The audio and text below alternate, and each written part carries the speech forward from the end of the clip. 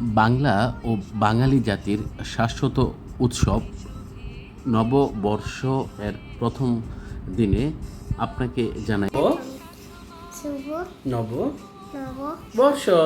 বাংলার প্রথম স্বাধীন নরপতি শশাঙ্ক 593 সালে ক্ষমতায় আসার সময় থেকেই বঙ্গাব্দের সূচনা হয় বলে কেউ কেউ মনে করে থাকেন। এজন্য 2025 থেকে 593 বাদ দিলে 1432 সাল হয়।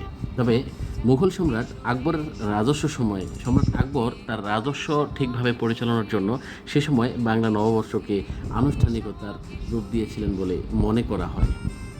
কারমাইকেল কলেজ রংপুর আজকের ব্যাপক আয়োজন হাতে নিয়েছিল। আমরা বিভিন্ন প্রোগ্রামে অংশগ্রহণ করেছি। শহীদ মিনারে জাতীয় সঙ্গীত এবং এসো হে বৈশাখ গান গেয়েছিলাম। স্যার ম্যাডামরা অংশগ্রহণ করেছিলেন। ঢাকা বিশ্ববিদ্যালয়ের চারুকলায় অনুষ্ঠান হয়েছে। আমাদের খামার মোড় পর্যন্ত লালবাগ থেকে শুরু করে পুরো কলেজ প্রদক্ষিণ করে সবাইকে শুভ নববর্ষ। হান্নান শুভেচ্ছা জানিয়েছে।